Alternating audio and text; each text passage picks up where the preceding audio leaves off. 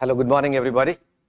A couple of days from now, you are going to face the intermediate exams. Intermediate exams are important for all of us. And for you, it is the first public exam that you will be taking. Though JEE, it is sufficient if you get 75% in intermediate, MCET has got weightage. A lot of private universities use intermediate marks to award scholarships and also to give admissions. Apart from that, the most important thing that you have to remember is, as you are a fresher, once you pass your BTech, your academic career becomes very important in any interview that you go for, and your academic career will start with your intermediate marks. So if you have an impressive 95% plus in your intermediate exam, the person who is interviewing you will start off with a very, very positive impression. So therefore, you have to ensure that you take this intermediate exams very seriously. And the best thing about intermediate exam is you can score marks very, very easily. And this year what has happened is that we've got a lot of time because the exams have got postponed. We have been preparing for intermediate exam for almost 3 months. The syllabus has got diluted. There is a 30% off in terms of syllabus. The choice has increased. So all factors favoring you. So what all you got to do is just go out there and do your very best. And I'm very confident that you're well prepared because at NANO, we've conducted 3 pre-finals after thorough revision. And in fact, we had this revision twice, thrice. And I'm sure the pre-finals would have given you a lot of confidence. The faculty have given you a lot of instructions, feedback in terms of how you have to perform. The most important thing that you got to remember as far as intermediate exam is, intermediate exam, unlike your JEE, is subjective in nature. So you have to write those answers. Unlike your JEE, where if you just mark A, B, C, D, your job is done.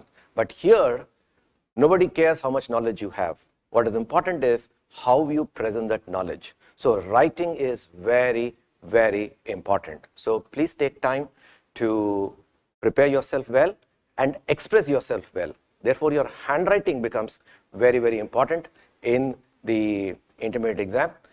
Also, please understand that the person who is correcting this paper is a human being, is not a computer, unlike your JEE exam. So he will be subject to, obviously, impressions, etc., etc. So if he has a neat answer script in front of him, obviously he'll be favorably disposed of towards you and he will award you more marks. And also consider this person who's correcting. Normally in this hot summer, in very, very uncomfortable correction camps, the person who's correcting the answer script will be doing the same job from morning to evening. It's very, very boring and dull and monotonous. So in such a scenario, if he finds a paper where the handwriting is untidy, it is illegible, how do you expect that person to give you marks? So you have to extract marks from this person, and that will happen once your answer script is neat and tidy, your handwriting is legible. You have to make the job of the person who's correcting your answer script easy. Then he will be pleasantly disposed of towards you and he will award you marks. So that is the most important thing that you have to remember as far as the intermediate exam as opposed to your JEE exam. Then, considering that this is a board exam, we need to, and this is the first board exam that you're taking, we need to understand the instructions and follow these instructions very, very meticulously. So this video is dedicated towards delineating the most important points that you need to follow. The first thing is that all of you should have this hall ticket. A majority of you have collected the hall ticket. There are about 20-30 students who are yet to collect the hall ticket. So please do it tomorrow itself. That's the first thing that you have to do. Second is, in the hall ticket, the timetable is mentioned, so you know which exam is on what day. So please note that. Then there is an examination center that is given in the hall ticket. The examination center, the college name will be mentioned, the college where you're going to write the exam is mentioned, and the college code is mentioned. So this is something which you have to take care of properly. So you have to locate this college with the exact college code. As you all know, there are chains of colleges where the college name will be the same, but the code will be different. So in the same lane, you will have multiple colleges with the same name, but you got to locate the examination center where the college code is as given in your hall ticket. So what you need to do at least one day in advance, locate the examination center. This is very, very important.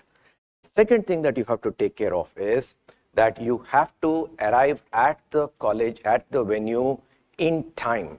So the exam starts at 9 o'clock. So you have to, on the first day, at least you have to be there by 8:15. Remember, on the first day, there'll be a lot of traffic on all the roads, and especially if the college is located in a small lane or a by lane, you'll have a problem reaching the college in time. Therefore, start early, take care of the traffic, account for the traffic, and be there by at least 8:15 on the first day. On the second day onwards, you will know what time you got to reach, etc., etc. Because you will be sent into the examination hall at 8:30. So 8:15, you have to be there.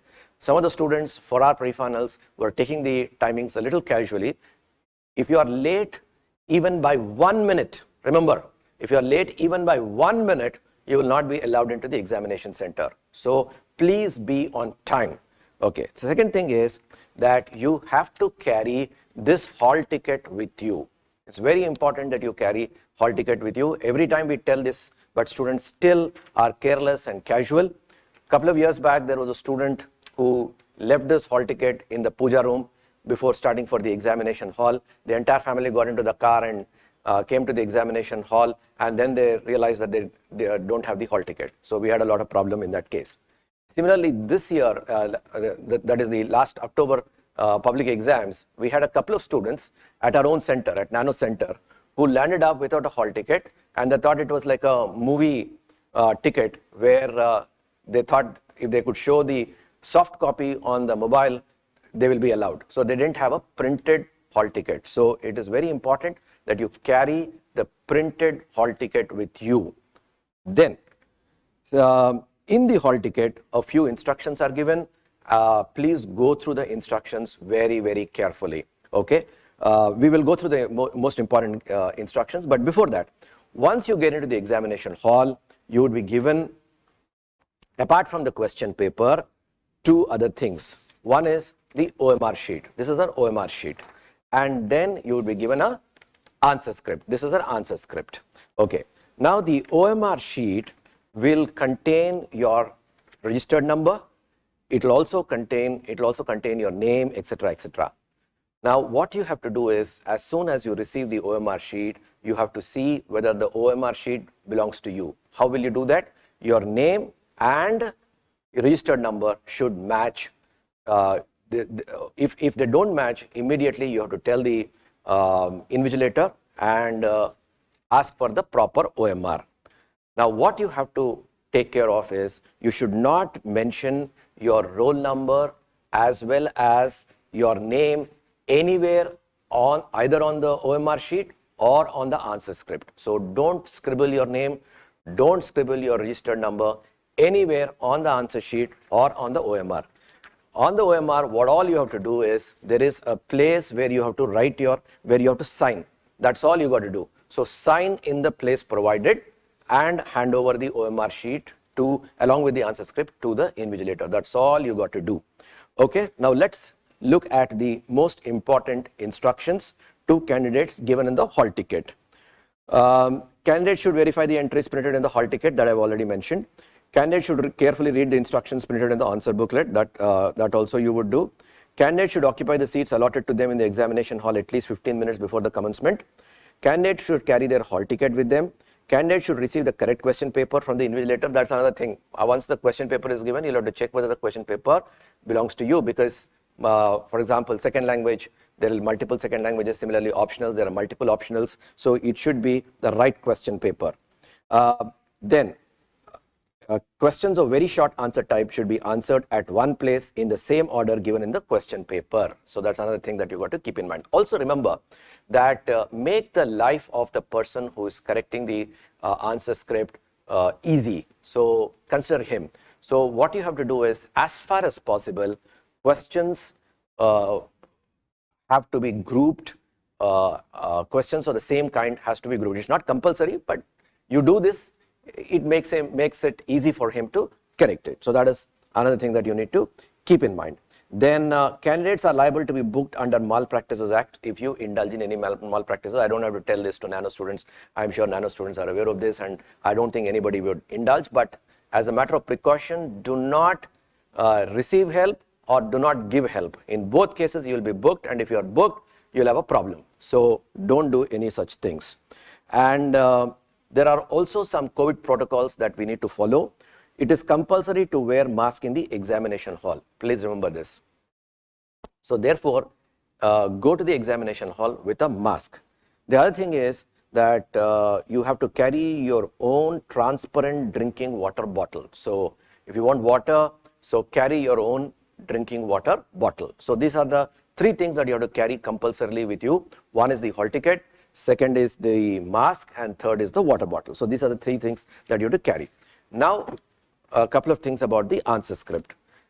Nano students are familiar with the answer script because we've ensured that all your pre-finals are written in the same answer script. Now, what's important is no additionals will be given in the answer script. So whatever you want to write, you have to write in this answer script. No more papers will be given to you. So you got to plan this properly. Plan utilization of the papers properly. Now, this year what has happened is that since the choice is huge and people want to write extra questions, some people are writing these extra questions, and ultimately they are coming to the last page and realizing that they don't have space left to write the compulsory questions. So write the extra questions, absolutely no problem, but write the extra questions after you finish writing all the mandatory questions. First, write all the compulsory questions first, and provided you have space, you go ahead and write the extra questions. So those are the important instructions as far as the intermediate exams is concerned. I am very confident that nano students will be in a position to write the exams very well. All the best, and utilize the time. The most important thing is utilize the time from now till the exams, and in between the exams also there is sufficient gap for you to prepare well. For example, the first exam is on 6th, the second exam is on 9th, third exam is on 11th. So there is gap between exams. So use the gap productively, and if you do that, I'm sure you will do well and you can score the best. And best as far as we are concerned, I've been repeatedly telling you, 100% in maths, physics, chemistry, 99 in second language, and 95 plus in English. All right, I'm sure you will do that. And on that note, good day and all the best for your exams.